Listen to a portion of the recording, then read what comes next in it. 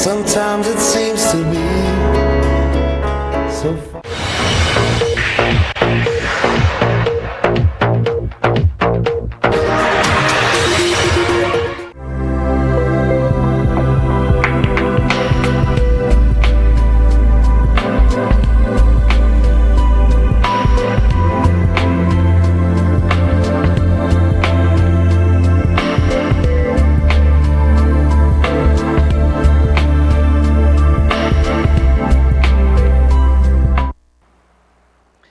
Bom dia a todos, estamos novamente no nosso sábado, reiniciando o nosso programa Fala Comunidade. É um prazer estar novamente no sábado aqui nesse horário gostoso, o horário do almoço, o horário que já começa a pensar o que vai preparar para fazer no almoção de sábado. E é um prazer estar novamente aqui com vocês para trazer alegria, entretenimento, informação, enfim, nessa nova programação que a TV Carajás, através de seus diretores, o Marto, o Miésio, o Regis, tem oportunizado para cada cidadão de Campo Mourão e dos municípios da região que assistem a nossa TV Carajás. Está no ar o programa Fala Comunidade, um programa de entrevistas, um programa de quadros e um programa de alegria.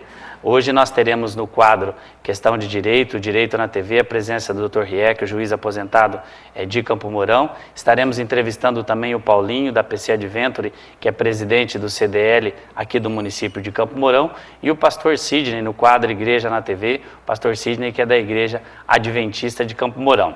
Lembrando a todos que nós estamos linkados aqui ao vivo, através do MSN, sidneyjardim@gmail.com. Estamos também no Facebook, é só procurar lá Sidney Jardim e pode estar participando, mandando a sua pergunta, a sua sugestão, a sua crítica, enfim, participando, interagindo aqui junto com a gente. Também estamos com o nosso telefone aqui da TV Carajás, onde você pode ligar, está aparecendo aí na tela, e concorrer de um sorteio de uma bicicleta. O interessante desse sorteio é que não é você que vai ganhar a bicicleta, você vai ganhar o direito de doar essa bicicleta para alguém. Ou seja, você vai ser o Papai Noel de alguém. Você vai pensar em alguém que mereça e que precisa de uma bicicleta. E você vai ligar através do seu nome, você estará participando desse sorteio, irá junto com o nosso patrocinador da PC Adventure fazer a entrega dessa bicicleta. Conforme eu disse, o nosso convidado hoje é o Dr. Rieck e está no ar o nosso quadro Direito na TV.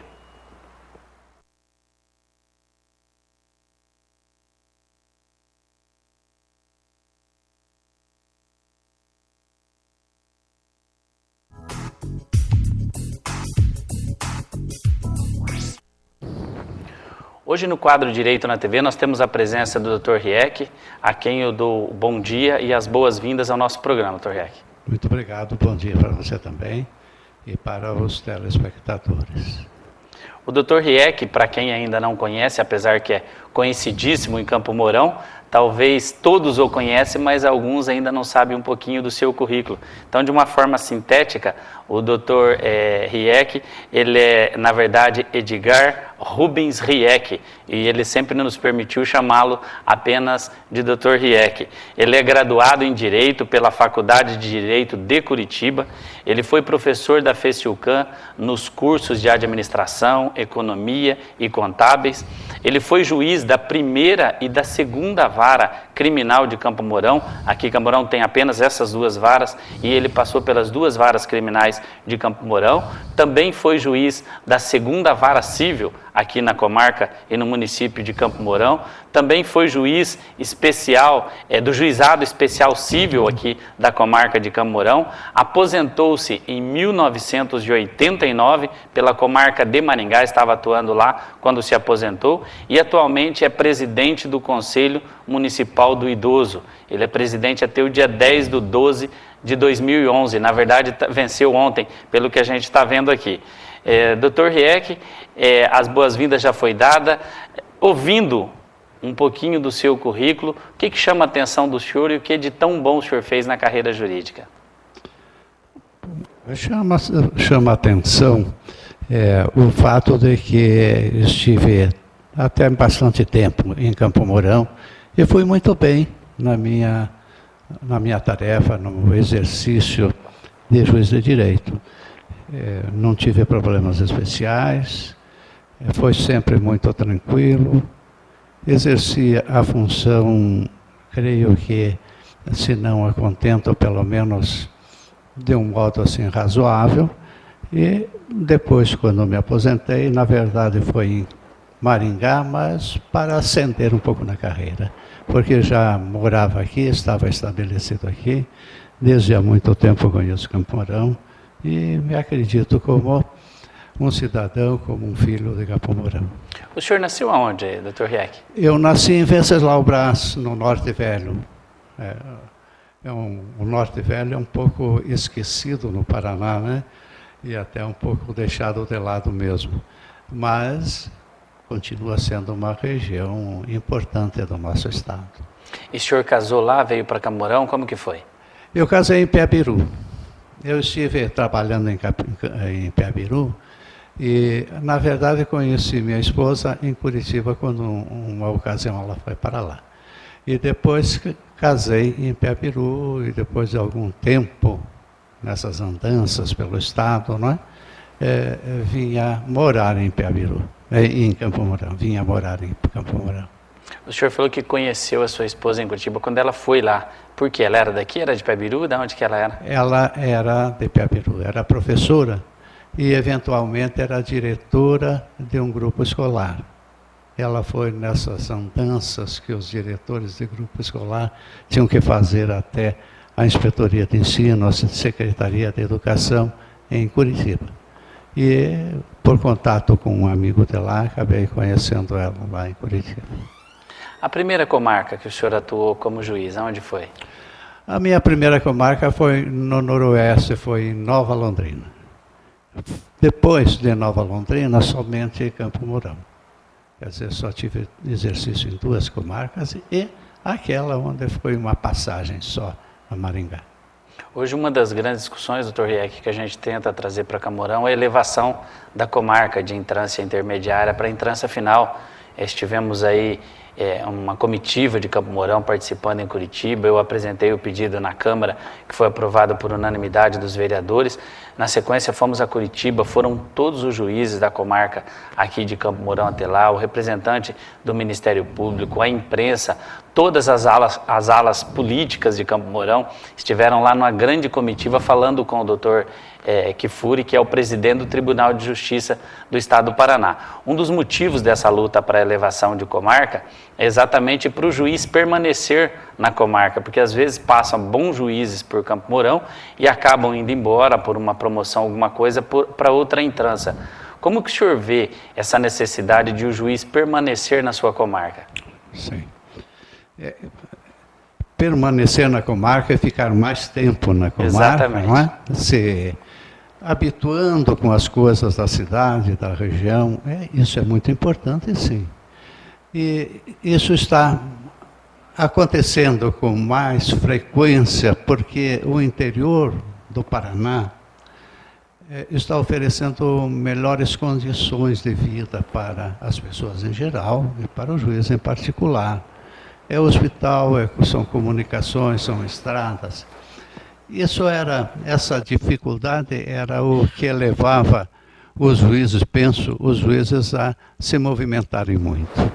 Agora, então, tendo essas conveniências, essas comodidades, é possível que os juízes como eu vão ficando mais tempo e vão se aposentando nas suas comarcas. Qual foi a idade que o senhor se tornou juiz, Dr. Rieck?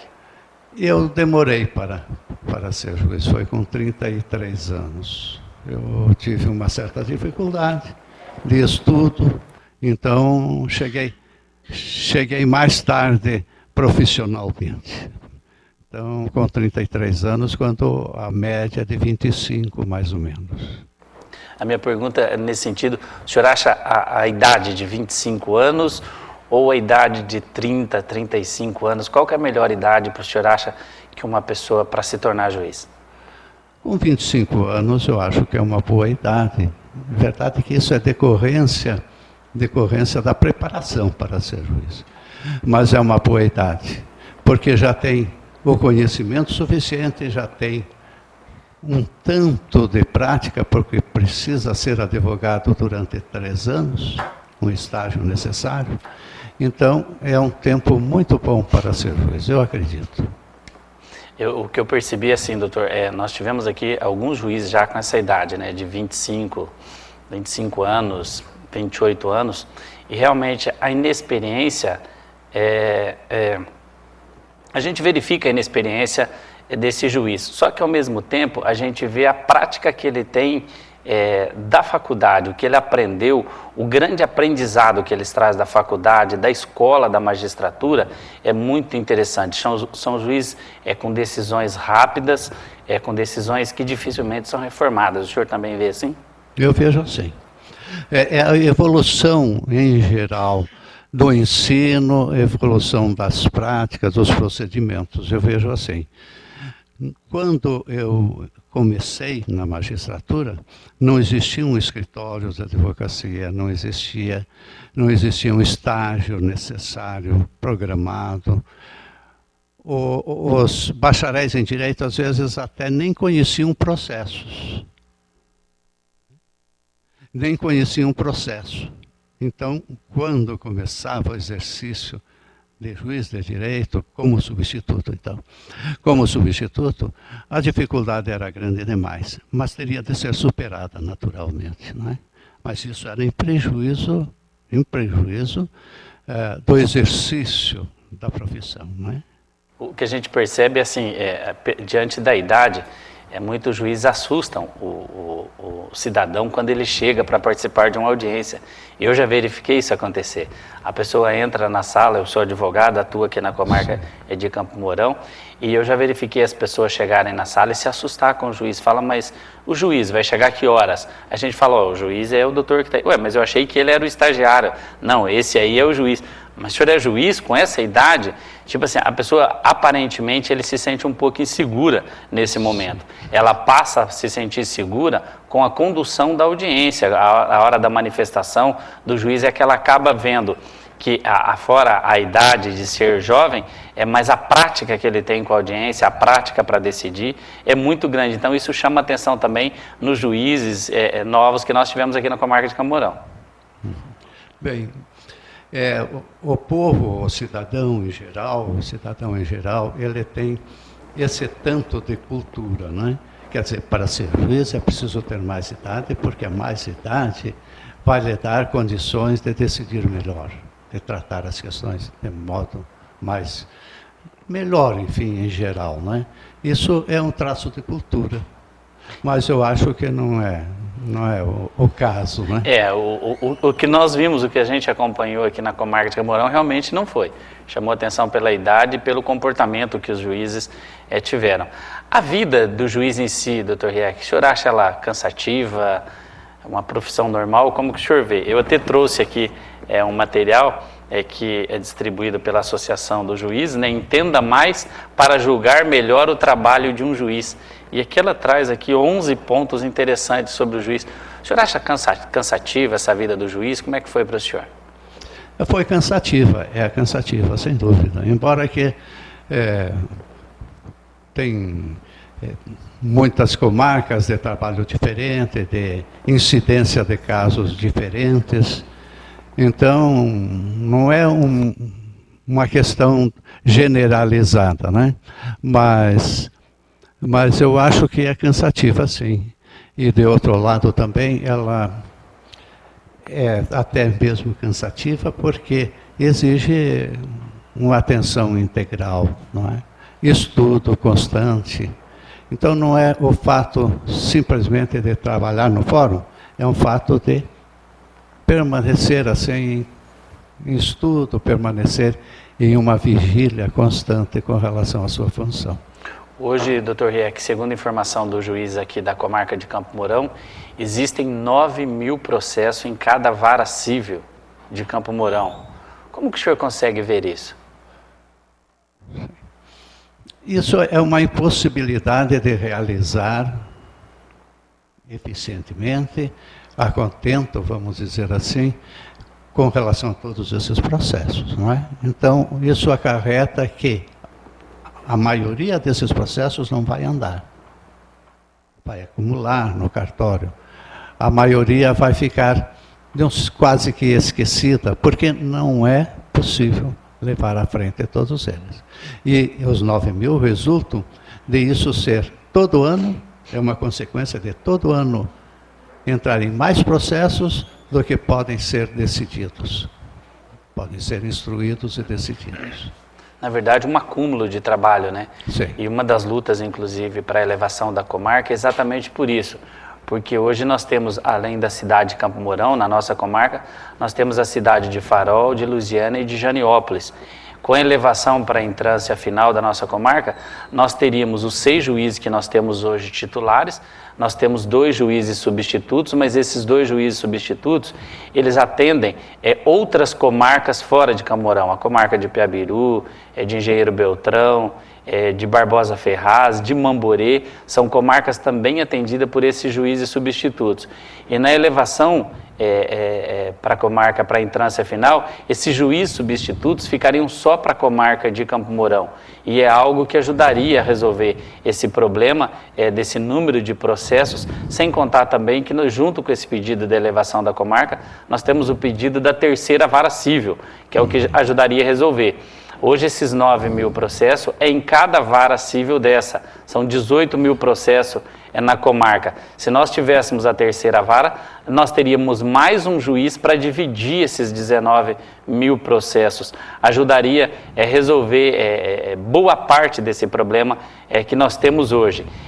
A questão do número de processos, o que a comunidade pode esperar da justiça devido a esse acúmulo de processo e esse pedido de Campo Mourão para a criação da terceira vara para agilizar? No entendimento do senhor, só agilizaria com a criação da terceira vara ou teria algo mais que nós poderíamos fazer? No âmbito local, vamos dizer, seria essa providência imediata, né? Outras providências são a cargo vamos dizer assim, providências que não são possíveis localmente, né?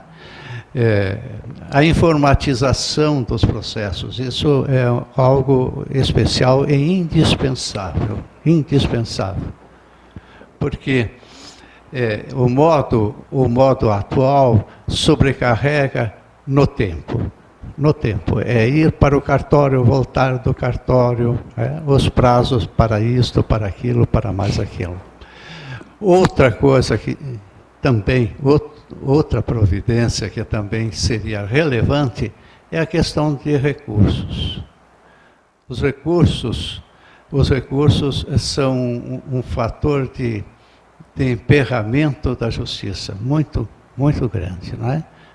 Mas isso é a cargo do Congresso, é direito processual, é direito a ser trabalhado no Congresso Nacional. E o terceiro elemento são os orçamentos. Os orçamentos precisam dedicar um espaço maior para essa necessidade da população. Não é a necessidade individual dos juízes ou dos tribunais, é a necessidade social de poder resolver bem e rapidamente os processos em geral. Isto é de dar o direito ao povo, não é? Dar a solução de direito para o povo. Professor Vitor Rieck, como é importante a gente perguntar para alguém que tem experiência, né? Quando a gente acha que são poucos as soluções aí para o problema, o senhor traz aí 3 grandes pontos de vista diferentes e que realmente aceleraria o andamento do processo. Eu ficaria com o processo da informatização, por exemplo, o processo eletrônico.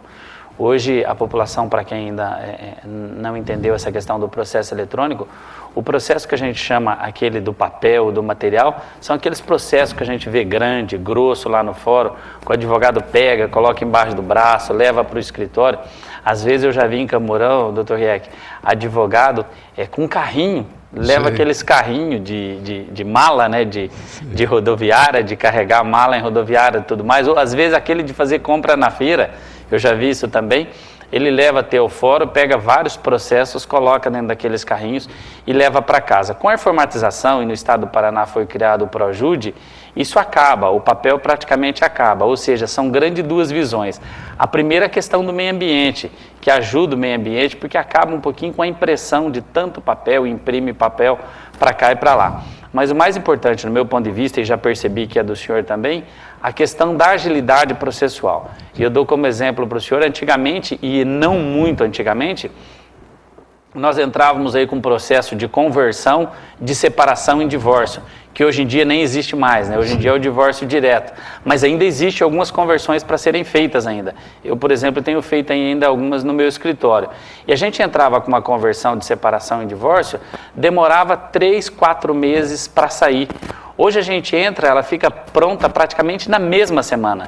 Isso é o Projude, é o sistema eletrônico. A gente coloca todo ele no sistema eletrônico, todo digitalizado através do computador e rapidamente o Dr. Edson, a equipe do cartório ali comandada pelo Erondi, questão de semanas está pronto. De semana apenas a gente já vê.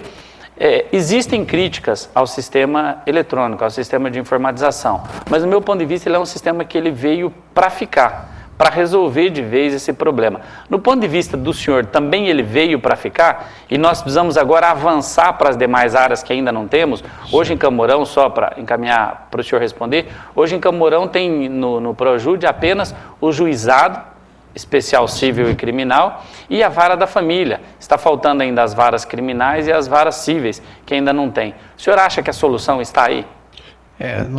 O procedimento, o sistema veio para ficar, exatamente, porque tem muita vantagem sobre o anterior, não é? Tem muita vantagem. Mesmo porque a questão assim dos procedimentos online, né? São em vários setores da vida, em todos os setores veio para ficar, não é? É uma agilização, é uma facilidade. Tem uma pequena dificuldade.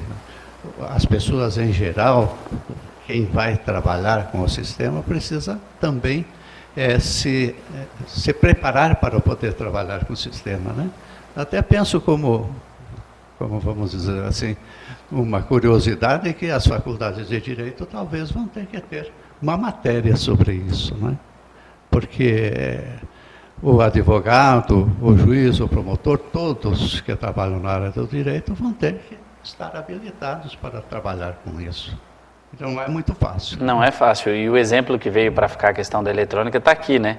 Eu lembro novamente que nós estamos linkados aqui ao vivo, através do MSN, sidneyjardim@gmail, pode entrar, adicionar, mandar aqui a sua pergunta, a sua sugestão, e também através do Facebook, pode participar, Sidney Jardim, também mandando aqui a sua pergunta e a sua sugestão. A gente vê com isso que o processo eletrônico realmente veio para ficar, e nós esperamos que realmente ele traga agilidade para a justiça, e esperamos que essas demais varas sejam implantadas em Campo Mourão o mais rápido possível. Eu perguntaria para o senhor, apesar de estar aposentado, mas o senhor conhece todo o trâmite da justiça, o que leva o tribunal a escolher quais varas serão implantadas ou não o sistema eletrônico? Eu vou dar exemplo para o senhor.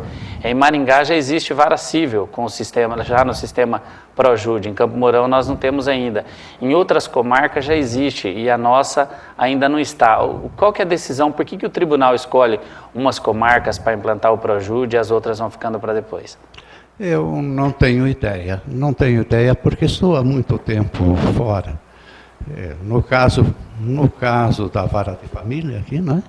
Essa necessidade de atender rapidamente e com presteza, porque as questões familiares ligadas à vara de família, elas são básicas na sociedade. Então, dá para a gente arriscar nesse sentido. Com certeza. Né? Essa semana eu tive um caso, doutor Reck, que eu fiz um pedido para o juiz, ele era de outra comarca, ia na vara da família e foi no sistema Projude. Eu fiz um pedido e 2 dias depois o juiz já tinha dado, inclusive foi indeferido o pedido do meu cliente. Eu liguei ele comunicando que o pedido havia sido indeferido, ele falou, mas como? O juiz já decidiu, o senhor já foi à Foz do Iguaçu? Eu falei, não fui ainda, é um sistema eletrônico. Então, olha a agilidade do sistema eletrônico. Às vezes o cliente duvida do próprio advogado. Mas como? O senhor já foi à Foz do Iguaçu, já fez o pedido?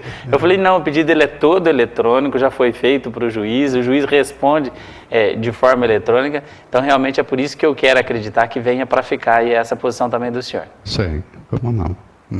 Doutor Reck, em relação...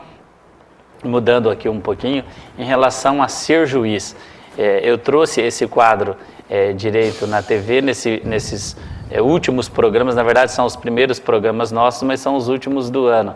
Eu estou atento na questão de levar a informação até as pessoas dessa área jurídica, não dos direitos no primeiro momento, mas da questão da área jurídica. No primeiro programa nós trouxemos o professor Robervani aqui, ele que coordena o curso de Direito aqui no Integrado, incentivando as pessoas a fazer o direito. No caso do senhor, hoje a ideia é a mesma, é trazer aqui um juiz aposentado que passou por tudo isso e vem trazer aqui o seu testemunho para que as pessoas se dediquem à área.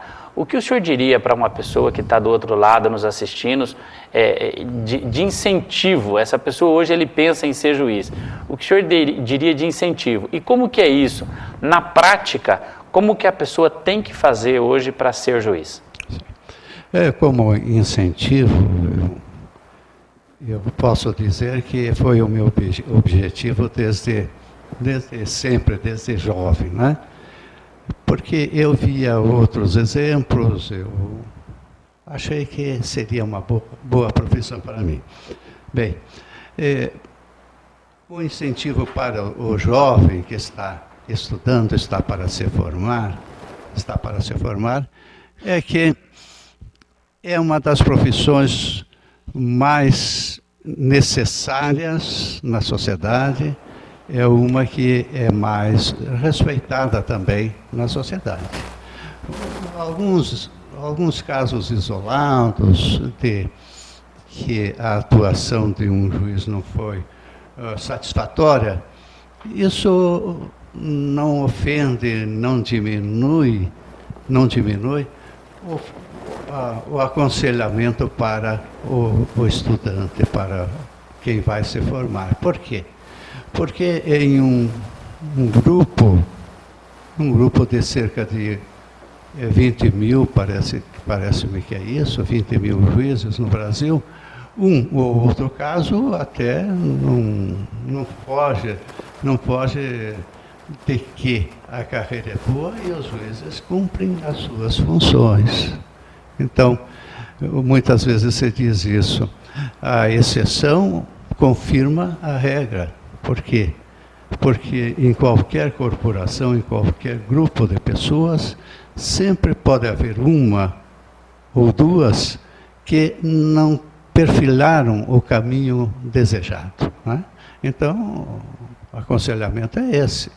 Ultimamente, temos tido muitas críticas com relação ao judiciário em geral e aos juízes e desembargadores em particular. Algumas até um pouco ácidas e fora de uma linguagem melhor, uma linguagem adequada.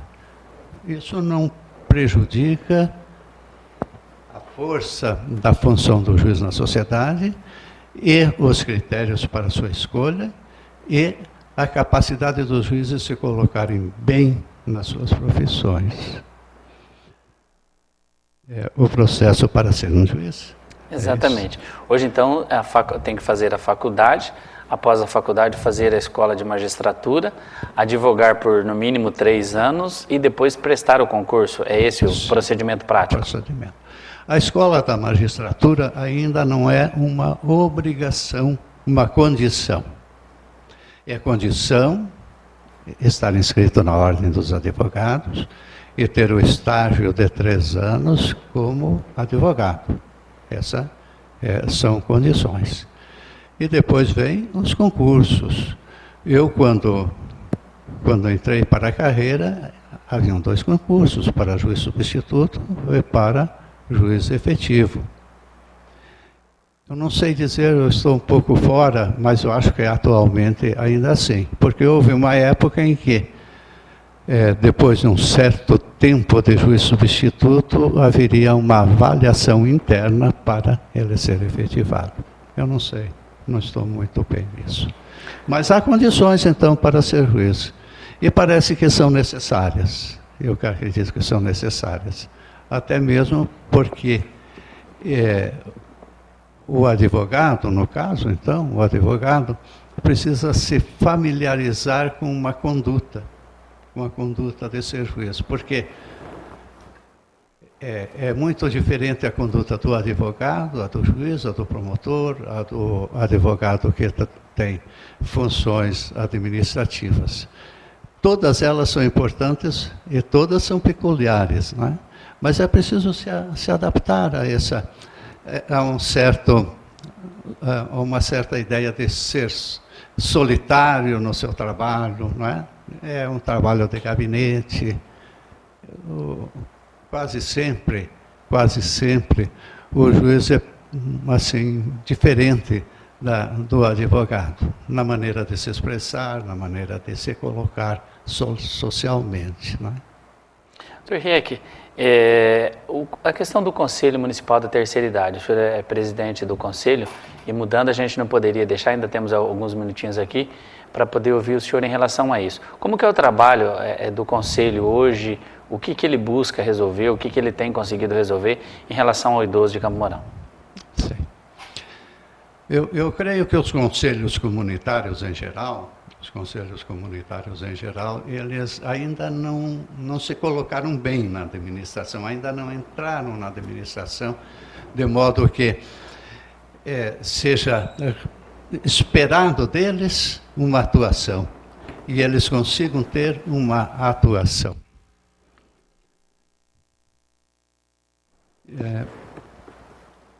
A função principal dos conselhos não é execução.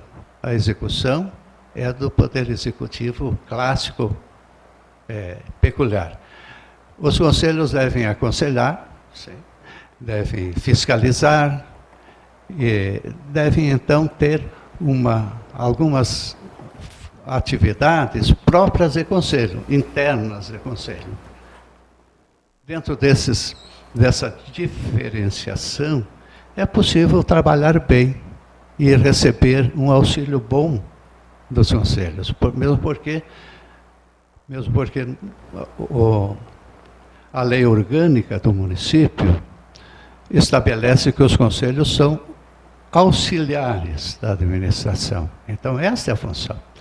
No caso do Conselho Municipal do Idoso, o Estatuto Federal do Idoso dá algumas atribuições, como essa de fiscalizar, como a de aconselhar, e a lei municipal pode estabelecer outras, mas principalmente é auxiliar a administração municipal. Essa é a tarefa fundamental dos conselhos comunitários. E hoje também, doutor Rieck, aquela pessoa que está assistindo e que sabe que algum idoso está sofrendo algum tipo de maltrato, de constrangimento, fora a polícia, que é o caminho mais rápido, inclusive, a ser tomado, essas pessoas elas podem procurar o Conselho do Idoso, e como faz para encontrar as pessoas do Conselho?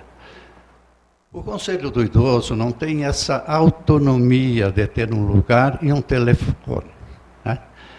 No caso, poderia ser empregado, o meu telefone particular poderia ter sido, mas não estava isso bem organizado ainda.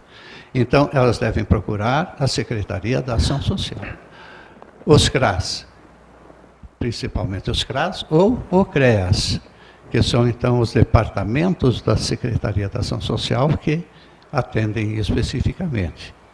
Procurar a Delegacia de Polícia, sim. Procurar o Ministério Público em casos mais graves, extremos. Às vezes é procurar uma possibilidade de asilo, né? De abrigamento no asilo dos idosos. Eu creio que ainda nesse setor, o Conselho do Idoso ainda não chegou ao ponto ótimo. Pode chegar, deve chegar. Ok. O doutor, quando ele fala em procurar a secretaria, me chama a atenção, porque às vezes a secretaria é lenta, infelizmente, e demora as coisas para acontecer. Um dos grandes exemplos, o doutor Rieck está aqui, nós aprovamos uma alteração na lei, diminuindo a idade para as pessoas andarem gratuitamente nos ônibus em Campo Mourão. Essa idade era de 65 anos de idade, nós diminuímos uma alteração de uma lei que teve na Câmara, diminuindo para 60 anos de idade. Então, hoje em Campo Mourão, todas as pessoas que têm 60 anos de idade ou mais e que tenham renda per capita, a renda, aliás, é da família de um salário mínimo, ele tem direito a andar gratuitamente no transporte em Camorão. Para a Secretaria da Ação Social, ela ficou responsável apenas de fazer essa carteirinha, e ela não vinha fazendo. E depois de uma cobrança dura, que foi feita por mim na Câmara, na imprensa, foi feita pelo Conselho Municipal do Idoso, e eu acompanhei lá a luta do Dr. Rieck e dos demais integrantes do Conselho, é que a Prefeitura, através da Secretaria, começou a fazer essa carteirinha. Então, por isso que é importante ter um conselho em Camorão, por isso que é importante essa cobrança firme. Quando a Secretaria não faz a parte dela, e a Secretaria não vinha fazendo em relação ao idoso, é por isso que tem que ter um conselho atuante. E nesse sentido aqui eu deixo o meu elogio ao Dr. Rieck e a toda a sua equipe, porque são atuantes. E foi graças a eles, inclusive, que teve esse trabalho, que teve essa carteirinha, foi graças a eles que lançou a cartilha do idoso em Camorão. Eu tive o prazer de, quando ser secretário, ser autor do Estatuto Municipal do Idoso, e agora foi feita uma cartilha. Dias atrás foi feito um evento comandado pelo Conselho e pela Secretaria e foi distribuído para todos os idosos. É o ponto de vista do senhor de ter um conselho atuante, doutor Rieck, é exatamente por isso, para cobrar da Prefeitura, para cobrar da Secretaria, quando eles não estiverem fazendo a parte deles? Ah, sim, sim. Eu acho que dentro da ideia de auxílio, né, está contida essa ideia de cobrar ou de falar, de proceder a pedidos expressos, não é? Eu acho que dentro da ideia de auxílio está contido tudo isso, né? Auxiliar a administração.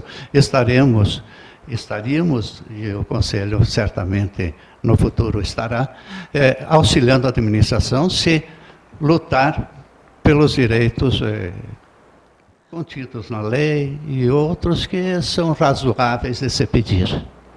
Ok, nós já estão aqui presentes nossos demais entrevistados. A nossa entrevista é rápida, sempre procurando levar informações de uma forma rápida e várias informações no mesmo sábado. Então nós ouvimos hoje, nessa manhã aqui no quadro Direito na TV, o Dr. Rieck, juiz aposentado aqui por Campo Mourão, foi juiz nas duas varas civil, nas duas varas criminais, na vara civil, no juizado especial de Campo Mourão, enfim, tem uma vida toda aí dedicado ao Poder Judiciário. A nossa intenção de trazer o Dr. Rieck é exatamente incentivar aquelas pessoas que pensam em ser juiz algum dia, que pensam em defender o direito das outras pessoas, está aí uma ótima carreira a ser seguida. Nós deixamos, Dr. Rieck, o microfone para suas despedidas e palavras aí de incentivo para realmente quem quer seguir essa carreira de juiz. Sim. Eu agradeço essa oportunidade de estar aqui, de enfim, dar algum testemunho de vida, né, de trabalho. É sempre bom, eu creio, acontecer isso. E com relação aos estudantes em geral, aos estudantes e aos estudantes de direito, que tenham vontade de ser juízes, o que eu posso dizer é que, mesmo havendo alguma dificuldade, mesmo havendo alguma, vamos dizer assim, algum empecilho, é bom ser juiz. Não só no sentido de realização pessoal, é também no sentido de estar contribuindo para equilíbrio social, estar contribuindo para a melhoria das instituições, estar fazendo parte de um órgão do governo, de um setor de governo, do qual se espera muito.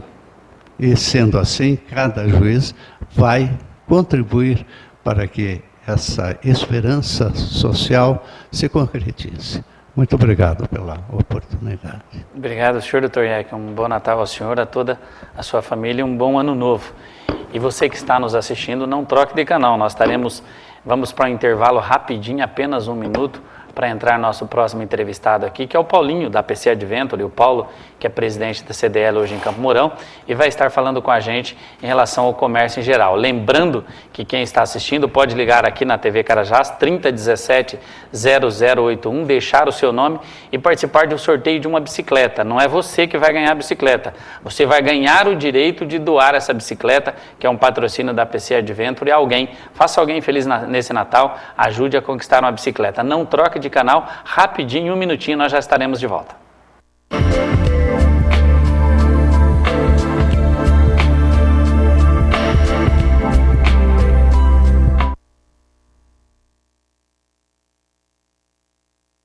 Você já sabe que a TV digital é o futuro da TV. Sabe que a imagem da TV digital é perfeita. Perfeita, nítida e espetacular. A TV digital não é só o futuro, é o presente. Já está aí. Com o aparelho DTV e uma simples antena UHF, você recebe o sinal da TV aberta digital. Livre de mensalidade. E livre de central de atendimento. TV digital, aberta e livre. TV aberta digital. É pra você. É de graça. É bom de ver.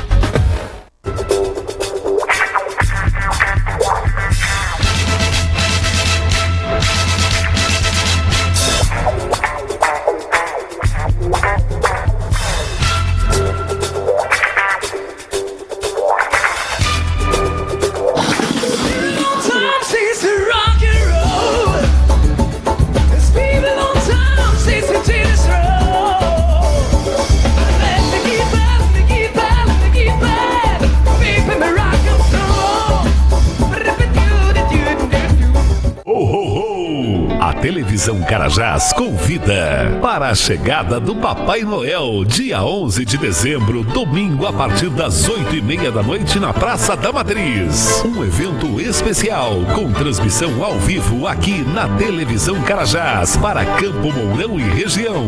Festa da chegada do Papai Noel, domingo, dia 11 de dezembro, a partir das 8h30 da noite na Praça da Matriz. Uma noite de festa e alegria com transmissão ao vivo pela Televisão Carajás. Apoio Gouveia, onde a felicidade custa pouco. 4 lojas em Campo Mourão. Supermercados Carreira, tradição, qualidade e preço baixo o ano todo. Casa do Camarão e Crepe Mania, ótimo cardápio e sabores no Shopping Paraná Família. Mercadão Municipal e as 4 lojas Maria Arteira, Casa do Chá, Fio Artes e Frutimax. Campo Mourão, Cidade Natal. Compre e concorra a R$60 mil em vale compras e 4 motos.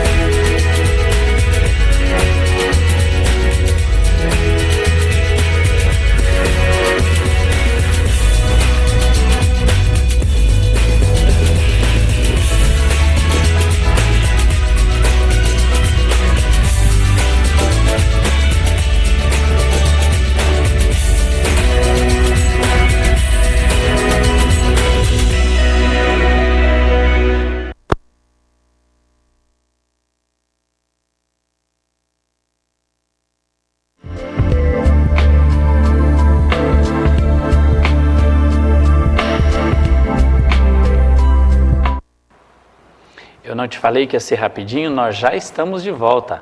Aqui é rapidinho porque temos muito para conversar ainda nesse sabadão, no horário de almoço, já preparando o seu almoço aí, mas não troque de canal, fica com a gente aqui com a TV Carajás, que realmente muita informação importante nós temos hoje. Nós estamos já com a presença aqui do Paulo César Gomes, para quem todos o conhecem como o Paulinho da PC, já está aqui presente com a gente. E para quem ainda não sabe, o Paulo César Gomes, ele é graduado em gestão de negócios, ele é empresário da PC Bicicletas e Motos há 11 anos aqui no município de Campo Mourão. Eu acho até que é mais essa idade aqui, depois ele vai corrigir se estiver errado aqui, porque a impressão, desde quando eu me entendo por gente, eu conheço a PC em Campo Mourão, como que só tem 11 anos, né? E ele é presidente da Câmara de Dirigentes Lojistas, que é o CDL, aqui em Campo Mourão. Paulinho, seja bem-vindo aqui ao nosso programa Fala Comunidade. Sidney, quem está nos assistindo, boa tarde. Sidney, para mim é com muito prazer que venho ao teu programa e também para quem não me conhece, esclarecer alguns fatos, porque eu estou na CDL e como você disse, a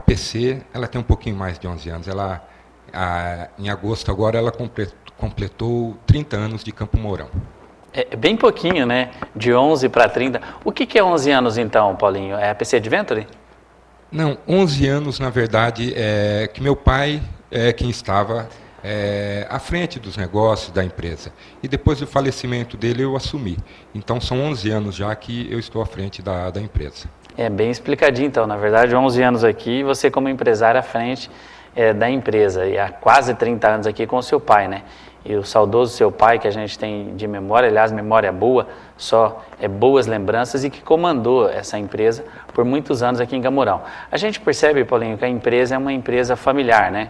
Era comandada pelo seu pai, hoje está você, sua esposa, suas irmãs. Como que é a empresa administrada? Olha, a empresa realmente é uma empresa familiar, só que nós temos uma ideia de ser o mais profissionais possíveis. Cada sócio, somos todos sócios, tem seus afazeres, e é delegado um trabalho, ou como eu digo para você, uma função. E, na verdade, como uma empresa familiar, graças a Deus, eu digo assim, porque é difícil uma empresa familiar, mas quando todos trabalham para que aconteça a mesma coisa, ou para que todos tenham sucesso, funciona bem. Eu entendo um pouco de empresariado, até porque minha formação é direito, eu sou advogado, mas o que a gente percebe assim nas empresas é que ela pode ser familiar de uma forma profissional e ela pode ser familiar de uma forma amadora naquele jeito aonde é decidido na cozinha na hora do almoço ou na janta, na cozinha na hora da janta, alguma coisa assim. O profissional, a empresa familiar profissional é aquela que você colocou bem, aonde as tarefas estão divididas, cada um sabe o que tem que fazer na condução da empresa e também agido sempre de forma profissional. E quando é desse jeito, a empresa familiar ela é muito interessante, porque a gente até elogia e a gente ouve elogios da comunidade, é a família que toca a empresa, é a família que comanda a empresa. E nós temos aqui vários exemplos em Campo Mourão e um dos exemplos é a PC. Ao longo desses anos, a pergunta que eu te faço é se essa questão de ser familiar só trouxe vantagens para o funcionamento da PC. Muita vantagem, porque nós temos confiança um no outro. E sempre as decisões tomadas, as ideias são expostas aos sócios e as decisões são tomadas em conjunto. Então, o que funciona, o que nós encontramos de melhor para que a gente tenha esse profissionalismo numa empresa familiar. Apesar da ideia ter sido do seu pai lá atrás, Paulinho, mas você acompanhou desde o início. Por que essa ideia da família de montar em Campo Mourão uma empresa no ramo de peças de bicicleta e de motos? Qual foi a ideia? Por que implantar em Campo Mourão? Sidney, a nossa família era de Maringá, e na verdade foi uma necessidade. Meu pai ficou desempregado, ele era torneiro mecânico, trabalhava no truque Maringá, e resolvemos, meu tio era o Pedro Colli, ele trabalhava como vendedor da antiga loja Hermes Macedo, e conhecia Campo Mourão e conhecia a empresa, que na época chamava-se Centro Monarch. E a pessoa que era o proprietário queria se aposentar, e meu tio viu naquela empresa, naquele ramo, um ramo promissor para o futuro. E acabamos mudando em 1981 para Campo Mourão, onde estamos até hoje com nossa família e a nossa família aumentando. Que legal. E só lembrando que a PC Adventure, que é a parte só de bicicletas agora, ela é patrocinadora aqui do sorteio da nossa bicicleta. Para você que não ligou ainda, ligue aqui na TV Carajás, 3017-0081, peça para o seu parente, para o seu amigo ligar. Nós estaremos sorteando no nosso último programa uma bicicleta. E não é você que vai ganhar a bicicleta, você vai ganhar o direito de doar essa bicicleta para alguém. Eu brinco sempre que vai ser o Papai Noel de alguém, e é um patrocínio aqui do Paulinho, da PC Adventure, para a gente tentar fazer o Natal de alguém um pouquinho mais feliz. Vai se aproximando do Natal, Paulinho, aumenta a venda de bicicleta? Como que é esse período? Porque a gente acredita assim, o pai ficou prometendo o ano inteiro. Pelo menos na nossa época era assim, olha, se passar de ano, vai ganhar a bicicleta. Se não passar, não vai ganhar. É ter um estímulo e tudo mais para doar a bicicleta. Realmente, nesse período, vende mais bicicleta? Sidney, vende.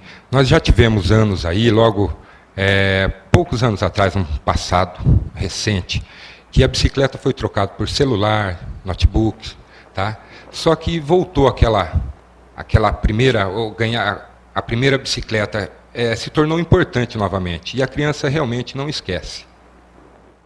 Eu acredito assim, que de todos os presentes para a criança, para quem não tem ainda, até tempos atrás a melhor presente era a bicicleta.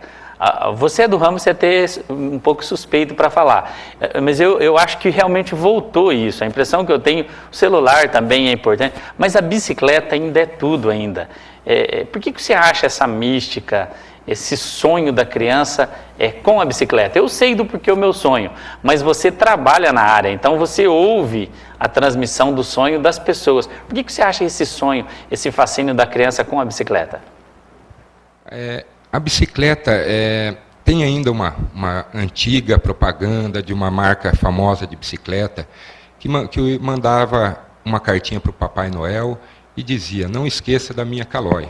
Então isso, eu acho que vem ainda, nós, na nossa idade, eu não sei como, mas passou esse desejo pela bicicleta, que hoje eles chamam de bike. Né? Tem uma modernizada. Só nós, os antigos, que estão falando em bicicleta aqui, viu? Hoje, ainda nós conseguimos passar esse desejo para os nossos filhos. E eu acho bacana, porque quando você vai comprar a bicicleta, você sempre... Uma bicicleta, o brinquedo, eu tenho vários produtos na empresa, mas o legal é que vai lá o pai, a mãe, e muitas vezes a criança ainda ela não consegue andar com a bicicleta. Mas o prazer, de repente, o prazer de dar aquela bicicleta para a criança, muitas vezes você não conseguiu ter aquela bicicleta, as condições há poucos anos atrás eram diferentes das de hoje, né, desse consumismo que existe hoje. Então, aquele prazer de dar para o seu filho, de repente o que você não teve foi ter com uma idade um pouquinho mais avançada do que o filho hoje. Então isso é interessante. Você deixa feliz o filho e você também se realiza. Antigamente, Paulinho, praticamente todos nós arrumávamos a nossa própria bicicleta. Ela estragava, a gente sabia arrumar. Eu dificilmente levei minha bicicleta numa oficina para poder arrumar. Com exceções, quando você tinha que trocar algo que exigia-se um conhecimento técnico mesmo, você levava. Mas na maioria dos casos, você consertava em casa mesmo. Eu percebo que hoje mudou. Realmente mudou isso hoje? As pessoas não estão mais arrumando em casa, leva direto já à oficina? Como que é? Não, hoje é diferente hoje. O pessoal ainda continua consertando em casa. Mas nós que temos uma empresa mais no centro, é uma empresa um pouco diferente, porque eu sempre digo, quando nós começamos, nós tínhamos uma bicicletaria. Hoje nós temos uma loja de bicicletas. Ela mudou o formato, a forma de atender, os produtos. Mudou muito da época que foi montada, essa empresa foi inaugurada. Então hoje consertos, se conserta mais lá no vizinho, eu moro no jardim, se conserta mais nos amigos de jardim, que tem as bicicletarias ainda. Hoje também a gente percebe muito essa mudança em relação à quantidade de motos na cidade. Já falando de motos, que você também, a sua empresa também trabalha com isso. Aliás, eu acho até que trabalha igualmente, né? A gente percebe ali que não é mais nem tanto moto e nem mais tanto bicicleta. É bem igual o teu trabalho e o teu mercado ali em relação à bicicleta e moto. Esse aumento do número de moto no município de Campo Mourão trouxe também aumento de trabalho na sua oficina, aumentou o número de oficinas em Campo Mourão? Como que está esse mercado aí de conserto e de venda de peças de motos? Olha, o número de oficinas cresceu bastante, só que tinha que acontecer isso porque com esse número, vamos dizer até exagerado, porque hoje ficou fácil de comprar uma moto, de financiar. Você não vende moto, né? Não, moto é usada, nós já trabalhamos, só que não estamos mais, só estamos com manutenção mesmo e peças. Então, o próprio comércio, o aumento desse veículo pedia por isso. O que acontece com o aumento vamos dizer, das outras lojas ou concorrência? Melhora para o consumidor e também deixa aquele empresário que estava lá mais tranquilinho, ele tem que se espertar um pouquinho e para atender melhor seus clientes. Na verdade, hoje você trabalha com dois tipos de veículos, né, com 2 meios de locomoção, que chama bastante atenção, Paulinho. Talvez eu vou ter que te colocar numa saia justa aqui, mas não é essa a ideia. A ideia hoje é o seguinte: muita crítica em relação à moto, em relação ao número de motocicletas no trânsito em Camorão, a quantidade de acidentes. Apesar que eu sempre digo, Paulinho, se você tem uma opinião diferente, pode se manifestar, é que você pode perceber que na maioria dos acidentes com moto, a culpa não é do motociclista, não é do motoqueiro, é do próprio automóvel, e eu ando de automóvel, eu admito isso, que por causa daquela coluna cega a gente acaba não vendo o motociclista. A maioria, eu diria que 90% dos acidentes que acontecem em Camorão, e eu vejo principalmente aqui no centro da cidade, é assim, é o motociclista na mão correta, andando na avenida, e o carro, ao atravessar, acaba não percebendo por conta da coluna e acaba causando o acidente. Mas daí vem a reclamação do proprietário de veículo, que é porque o número de motos realmente está muito grande em Camorão e eles estão andando numa velocidade muito grande. Ao mesmo tempo que tem essa preocupação com a moto, você trabalha com outro veículo que seria solução para todos os problemas, que é a bicicleta. Hoje, se a gente deixasse o nosso carro em casa e tivesse essa coragem, né, de andar de bicicleta, inclusive dias atrás eu fiz isso, que foi no dia comemorado o Dia Mundial para não usar o carro, para usar a bicicleta, nós fizemos, mas que seria a solução para esse problema do trânsito hoje em Camorão. Você que trabalha com as duas áreas, com a moto e com a bicicleta, como que você vê essa disputa do trânsito entre o motoqueiro e o carro e, ao mesmo tempo, como que você vê a solução que seria a bicicleta, mas a sociedade não vem adotando isso na forma prática? Olha, a bicicleta, para ter mais uso na nossa cidade, falta ciclovias, que nós temos uma lá no Lar Paraná, que se tornou uma ciclovia e uma espécie de área para se caminhar também, né? Ciclovias melhoraria muito, porque ecologicamente, hoje, a bicicleta é a melhor forma ecológica de preservar. E fora isso, a bike, a moto, como ela tem crescido, e há um pouco de exagero realmente de velocidade. A velocidade, a falha humana, na verdade, porque parece que a pessoa se transforma quando monta na moto e sai na cidade, e não respeitam velocidade. E você chega numa esquina de carro, de repente essa velocidade que a moto vem, infelizmente, você perde um pouco a noção e acaba avançando um pouco. E para ter um acidente não é só a colisão, basta avançar um pouquinho, e aí a moto vem numa velocidade um pouquinho maior do que a permitida, o motoqueiro ou o motociclista vai querer desviar, e aí já, como diz os motoqueiros, aí pega um chão mesmo, né? Pra gente, só assim, pra gente, primeiro da moto, quando você atende uma família lá, Paulinho, e acredito que isso já aconteceu, ou mesmo o ciclista, vamos dar exemplo aqui de uma moto, você já deve ter atendido alguém assim, de uma moto que teve acidente e que aquela pessoa faleceu no acidente. E daí vai a família lá. O que você já ouviu dessas famílias em relação à moto, em relação a essa tragédia? Olha, é difícil nesse momento até de ficar perguntando muita coisa para essa família, porque é um momento muito difícil para ela. Mas a gente já ouviu conversa, poxa, ele comprou a moto ontem, pouca experiência, ou abusava um pouquinho, aquilo que nós falamos na velocidade, mas é triste saber que famílias estão perdendo seus entes aí por causa de falhas ou excesso de velocidade falhas de outros motoristas, falha humana mesmo.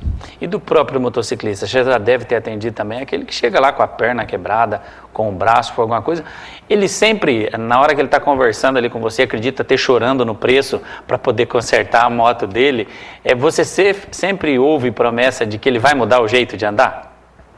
Sidney, já ouvi muito eles chegarem na minha empresa, não arruma, vê, deixa certinha, nunca mais eu vou andar, eu vou vender isso aí. Ficou pronto, ele olha, não tem jeito. A pessoa que gosta de moto, ele bate o olho e fala, não, ficou boa, vou novamente, vou tentar. Vou ser um pouquinho diferente na forma de usar, mas não consegue ficar sem a moto. E sem contar também, né, Paulinho, que eu acredito, você colocou no começo a questão da necessidade, existe dois tipos de situação, né? Uma delas é a necessidade. Você acredita que a maioria dos motoqueiros, eles andam de moto por necessidade? Eu digo o motoqueiro, existe uma diferença entre motoqueiro e motociclista, mas a diferença é daquele que anda no dia a dia. Aquele que compra a moto grande, que usa para o final de semana, ele tem outro meio de locomoção, acaba sendo um hobby dele para passeio e tudo mais.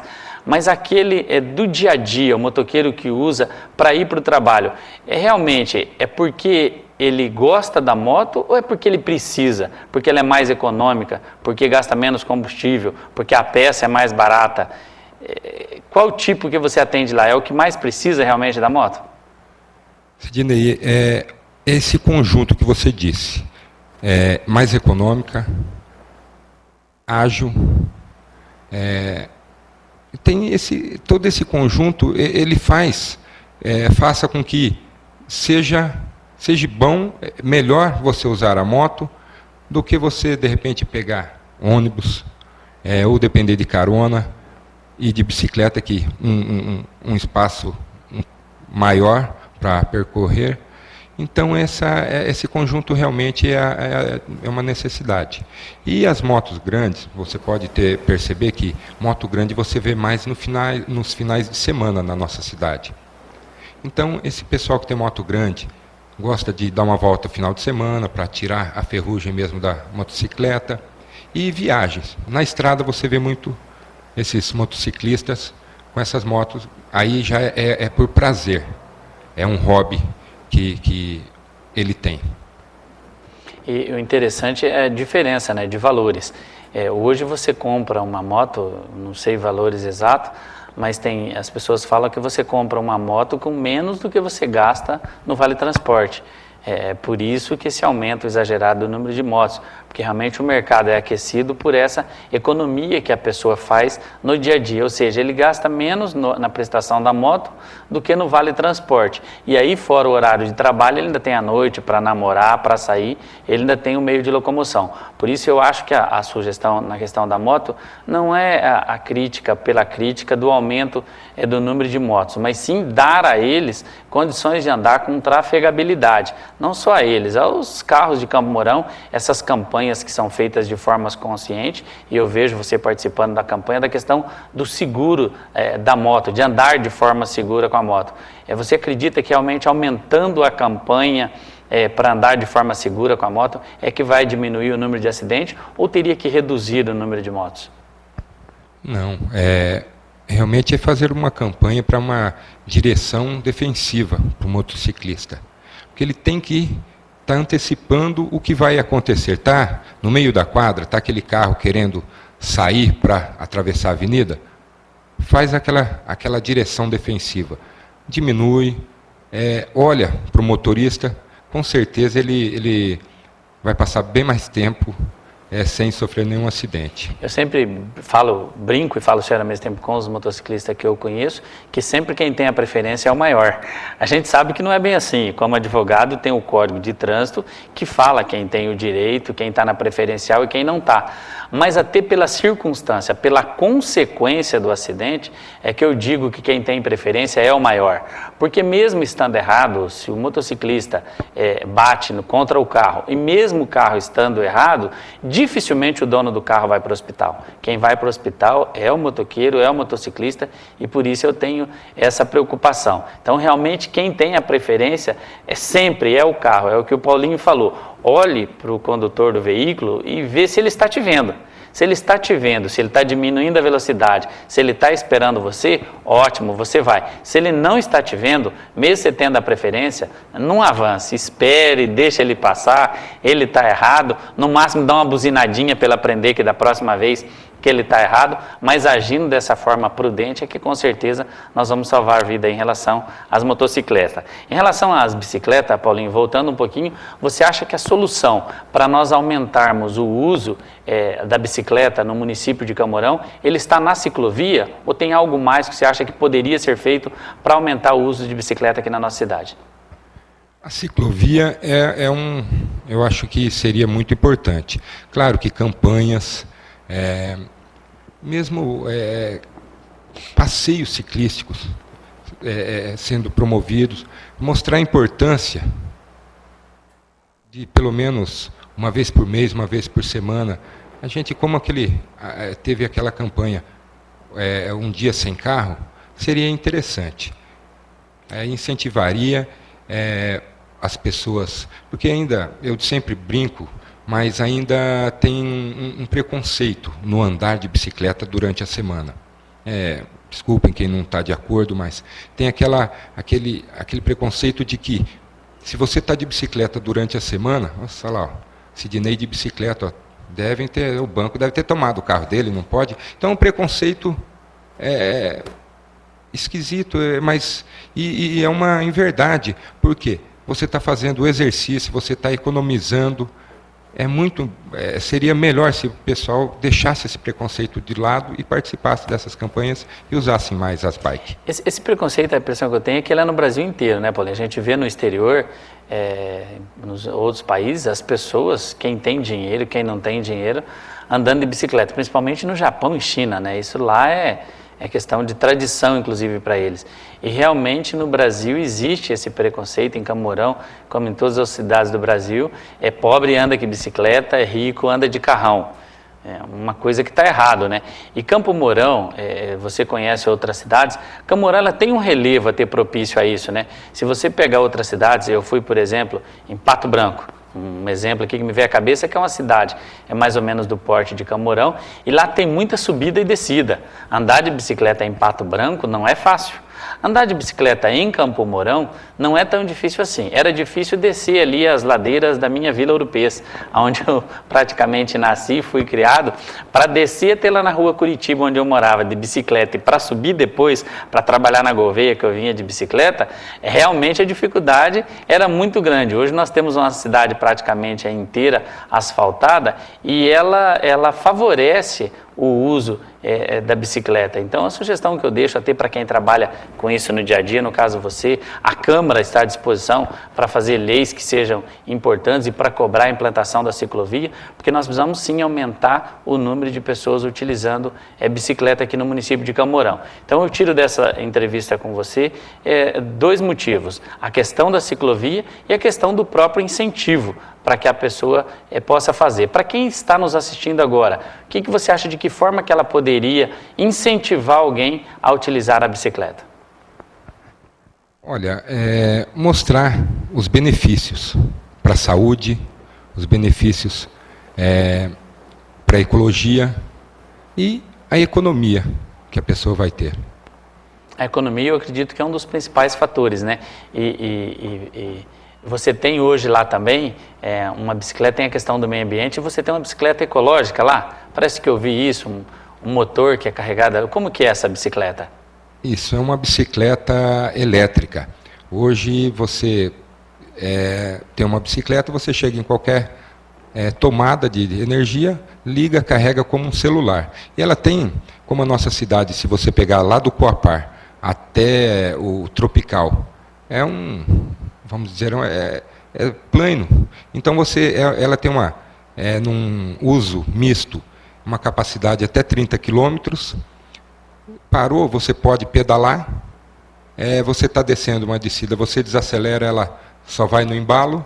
E o gasto dessa bicicleta, ela gasta como se fosse uma lâmpada de 60 watts.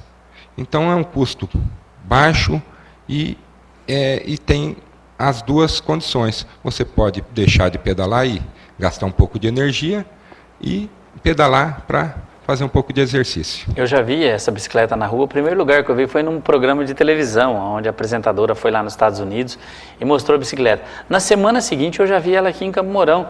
Passou por mim, eu olhei e vi que a pessoa não estava pedalando. E não ouvi barulho, eu falei, mas que bicicleta é essa, né? E na semana seguinte eu estive lá na PC e vi essa bicicleta, realmente ela chama atenção por isso. Para quem está com aquela preguicinha, o bom mesmo é pedalar, né? Para diminuir barriga, para ganhar saúde, para tantas outras coisas. Mas para quem está com a preguicinha, já tem lá a bicicleta então, e ela ainda preserva a questão do meio ambiente. Isso é muito importante para nós e eu acredito que é uma das soluções aí para quem está com a preguicinha. Você tem vendido bem essa bicicleta? Como que está? Olha, hoje nós estamos vendendo uma quantidade maior, porque do lançamento para agora, são aí 3 anos que chegou para nós, o custo baixou bem. Então hoje tem condição das pessoas comprarem com prazo e o custo bem mais baixo. Paulinho, mudando de assunto agora, a nossa CDL. Antes de mais nada, explique para a população o que é a CDL e como que está aí os preparativos para esse Natal. A CDL, a Câmara de Dirigentes Lojistas, nós temos uma função de fazer essas promoções da cidade, só que o que aconteceu? A CDL ela precisa de parceria hoje para fazer campanhas, a feira queima de estoque aqui na praça, porque nós estamos com poucos associados. Eu não sei como chegou a esse ponto que eu assumi em janeiro e pensei em fazer um trabalho diferente. Só que quando eu cheguei, vi a situação como estava, falei, não, vai precisar de um tempo maior. E não adianta querer acelerar, que uma hora eu vou ter que frear de uma vez, aí vai acontecer coisa ruim, vai vir tudo isso aqui para cima de mim mesmo. Eu falei, não, vamos devagar então, vamos fazer parcerias, e é o que nós estamos procurando fazer. Temos uma parceria muito boa com a SICAM, com o sindicato, e mesmo e também com a prefeitura, que nós dependemos de toda a promoção da prefeitura, que eles nos ajudam bastante. Hoje, quantos associados tem a CDL? Nós estamos com 123 associados. É um número que podíamos ter aí mais de 800, como a associação comercial tem. Mas, infelizmente, nós precisávamos de novos produtos para oferecer, para que novos associados também possam participar da CDL. Só para a gente encerrar, Paulinho, os eventos de Natal, como que estão a organização e como que você convidaria quem nos está assistindo para fazer compra, para participar do comércio de Campo Mourão neste final de ano? Olha, nós conseguimos de toda forma, a melhor forma que nós conseguimos foi essa promoção, essa Cidade Natal. Nós não temos recurso, nós temos que buscar esses recursos com os próprios empresários, comprando a campanha.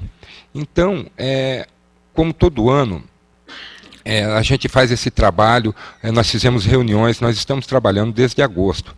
A gente, claro que se você sorteasse carros, apartamentos, seria uma campanha com mais incentivo, ela seria mais, chamaria mais a atenção. Mas realmente esse recurso nós conseguimos dos empresários. Nós vendemos a campanha, não temos lucros, tá?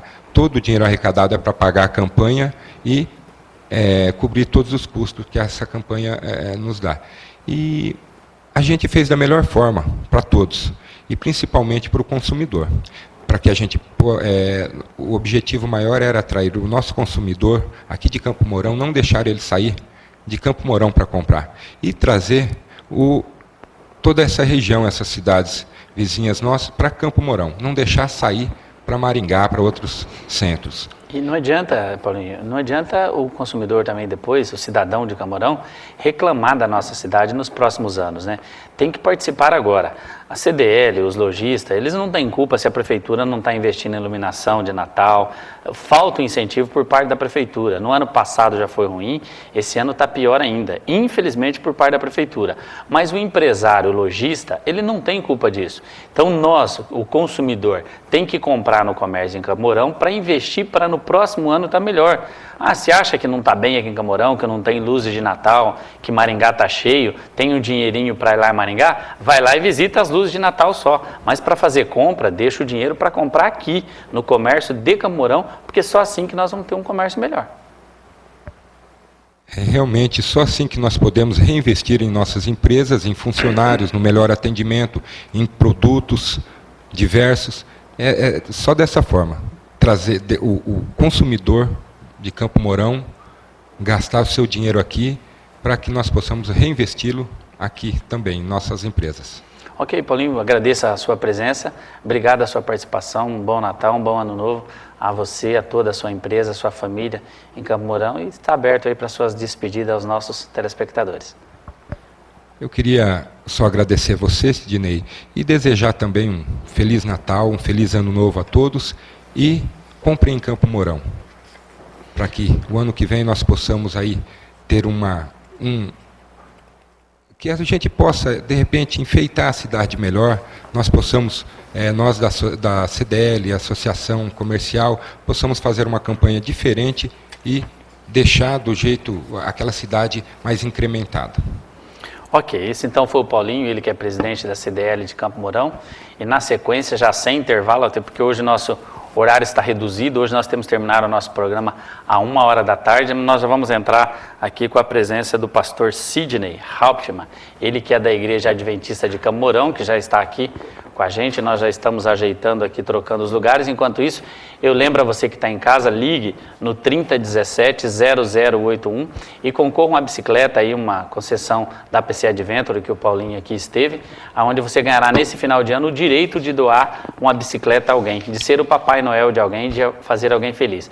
Ligue aqui e participe. Nós já estamos aqui preparados e vamos agora ao nosso quadro Igreja na TV.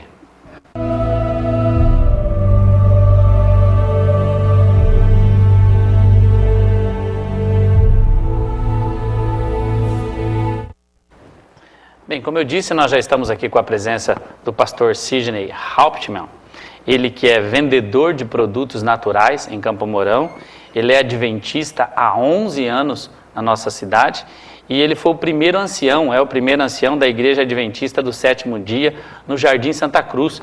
Eu tive o prazer de, junto com a minha família, com a Fátima e com a Bia, estarmos lá no domingo passado, onde foi inaugurado a igreja no Jardim Santa Cruz, uma bênção para todos ali daquela região, e nós trouxemos o pastor aqui hoje, nesses minutos que nos resta ainda, para falar um pouquinho sobre a sua igreja. Pastor Sidney, seja bem-vindo ao nosso programa. Eu agradeço aí a oportunidade, chegamos um pouquinho em cima da hora que nós acabamos de terminar a Santa Ceia lá, que estávamos fazendo, saímos correndo para cá, né, para que pudéssemos estar aqui juntamente com vocês aí. Quero agradecer a todas as pessoas que estão participando, que estão ouvindo, que estão nos assistindo agora nesse momento, e desejar a eles que Deus abençoe a cada um deles também, os seus lares, né, e que nós fomos dizer aqui seja para honrar e glorificar o nome de Deus, né. Fazendo um pequeno ajuste aqui, na realidade eu não sou pastor, né? Eu acho que na hora que eu passei os dados ali para a tua secretária, eu esqueci de mencionar, né? Eu sou o primeiro ancião da igreja, sou responsável por aquela igreja. Pastor é o pastor Jackson, aquele um que estava lá aquele dia lá, né? Okay. Nós é como se fosse um pastor, na verdade acabamos sendo um pastor leigo, né? Porque depois do pastor, nós é que estamos lá atendendo e quando o pastor não está, porque ele atende 9 igrejas, né?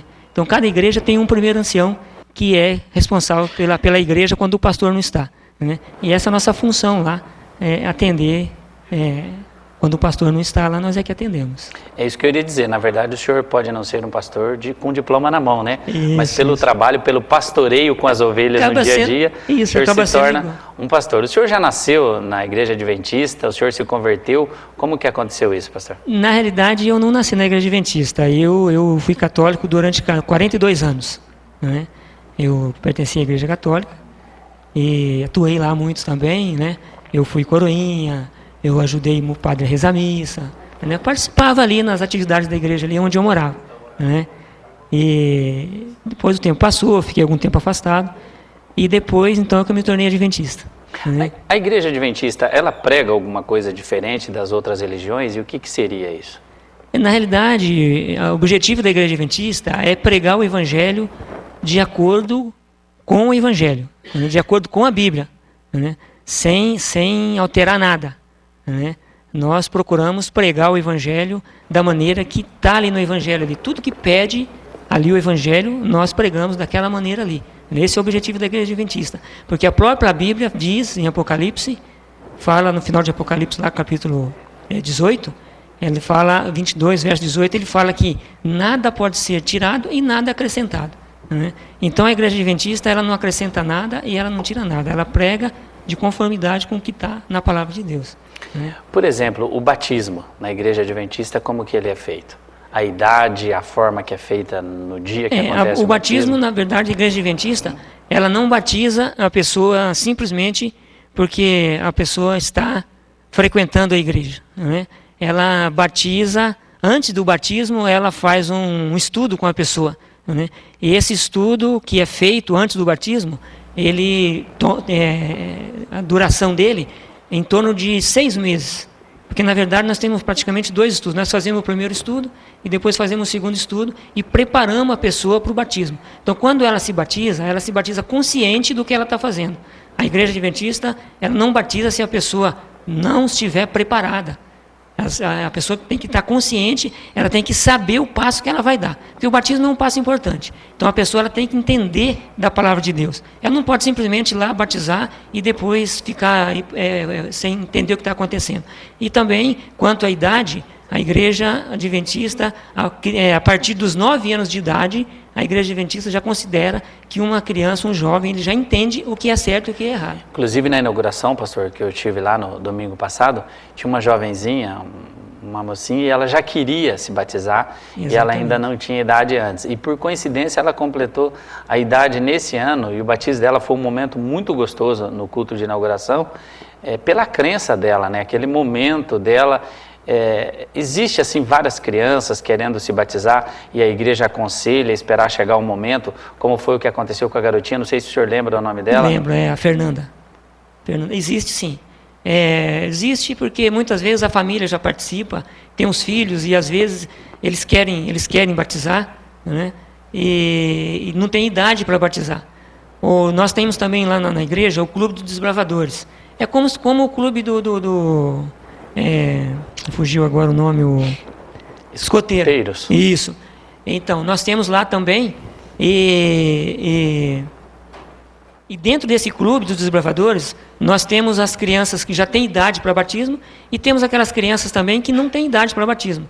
Então, o que acontece? A igreja prepara eles, espera eles completar a idade, só depois que eles completam a idade e com a autorização dos pais, né? Aí então é que a igreja faz o batismo, né? Hoje, sem sombra de dúvida, a pergunta que eu não poderia deixar de fazer para o senhor, até porque eu ouço ela nos dias, é o comentário em relação ao sábado da igreja adventista. A igreja adventista, se não me falha a memória, é a única igreja, se eu estiver enganado, o senhor pode me corrigir, que tem essa prática da questão dos sábados. Como que a igreja vê o sábado, a igreja adventista vê, qual que é a crença dela em relação ao sábado e a sua prática também? Na realidade, o sábado, ele é o 4º mandamento da lei de Deus, né? A lei de Deus, nós sabemos, são os 10 mandamentos, e o sábado, ele é o 4º mandamento. Na verdade, existe um ponto meio equivocado, né? Foi até bom que você perguntou isso, que nos dá a oportunidade de explicar, né? Que a questão do sábado é o seguinte: as pessoas, elas confundem um pouco. Quando elas ouvem falar os adventistas do 7º dia, elas acham que o sábado é só para os adventistas, que foi só os adventistas que criaram o sábado. Então, por isso que eles guardam o sábado. E, na realidade, nós sabemos que não é assim. Lá em Gênesis 2, capítulo 2, se nós lermos ali, nós vemos que o sábado ele foi criado na criação do mundo. Quando Deus criou o sábado, não existia o povo de Israel, não tinha judeu, não tinha ninguém, era só Adão e Eva. Entendeu? E Adão e Eva, eles não eram judeus, eles não eram israelitas, foi o primeiro casal que Deus criou, né? Então, Deus, quando criou o sábado, ele criou o sábado para toda a humanidade. para todos, não criou o sábado só para os adventistas. Ele criou o sábado para todas as pessoas, tanto é que está na Bíblia, ele está lá no Velho Testamento. Agora, o que acontece é que muitas vezes as pessoas falam, não, mas isso aí está no Velho Testamento, entendeu? Mas não existe diferença entre velho e entre novo. A diferença é que o novo foi criado depois de Jesus e o velho antes de Jesus. Mas a Bíblia, se você ler lá em Malaquias, ele confirma que Deus fala assim, eu sou o Senhor teu Deus e não mudo. Deus não muda, ele não ia criar o sábado, colocar lá no início da criação e depois que Jesus morreu e ressuscitou, ele iria mudar o sábado. Tanto é que você pode notar que o Jesus, ele andou com os discípulos durante 3 anos e meio. E durante esses 3 anos e meio que ele andou com os discípulos, em nenhum momento Jesus falou para eles, depois que eu morrer, depois que eu ressuscitar e voltar para o céu, vocês parem de guardar o sábado e passem a guardar o domingo. Entendeu? Que é o dia que o povo está acostumado a guardar. Né? Então, Jesus não falou isso. Ele simplesmente ensinou os discípulos, preparou os discípulos, porque ele sabia que ele ia morrer, que ele ia ressuscitar, que ele ia voltar para o céu. Então ele preparou os discípulos para que os discípulos eles ficassem aqui e desse continuidade ao trabalho dele. E durante esses 3 anos e meio que Jesus andou com os discípulos, em nenhum momento Jesus falou para eles que depois que Jesus ressuscitasse, eles parariam de guardar o sábado e guardariam um outro dia. Você entendeu? E outro detalhe importante também com relação ao sábado, é que quando Jesus ressuscitou, 300, se não me falha a memória, 350 anos depois é que começou a se guardar o sábado. Então,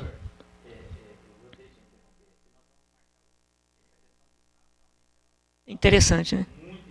Assim, para a gente tratar, sabe? Para a gente falar sobre essa questão do sábado, ela é muito importante. Eu vou marcar outro dia, até alterou um pouquinho o horário do nosso programa. Hoje eu liguei para o senhor, só que o senhor estava lá no culto e acabou não podendo me atender. Tá, okay. Nós vamos marcar porque é muito interessante, eu quero que o senhor volte aqui outro dia. Só que nós precisamos finalizar agora, e eu gostaria de finalizar com a presença aqui do José Carlos. O José Carlos está aqui, acho que a filmadora acho que já pode mostrar ele. Ele, quantas vezes as pessoas já viram ele aqui na televisão, cantando e tudo mais, e hoje ele é um convertido lá da Igreja Adventista. Então, eu gostaria de encerrar com você, Zé Carlos, não dá tempo da gente falar, mas dá tempo de você cantar. E no outro dia eu gostaria que você voltasse aqui para falar sobre essa sua conversão, mas que a gente encerrasse o nosso programa de hoje com você cantando uma linda melodia para nós.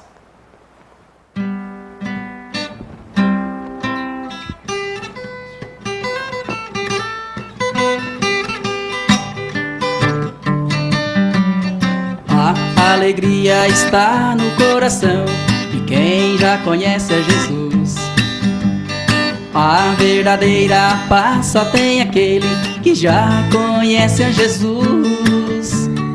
O sentimento mais precioso que vem do nosso Senhor é o amor que só tem quem já conhece a Jesus. A alegria está no coração de quem já conhece a Jesus. E ouvindo aí o Zé Carlos, que vai cantando pra gente, enquanto isso, eu gostaria de, em nome da TV Carajás, desejar um bom final de semana a todos e que Deus esteja presente em cada lar e em cada coração. Sábado que vem, às 11h30 da manhã, nós estaremos de volta. Um bom final de semana a todos. Que só tem quem já conhece a Jesus. Que só tem quem já conhece a Jesus. Que só tem quem já conhece a Jesus. Que só tem quem já conhece a Jesus.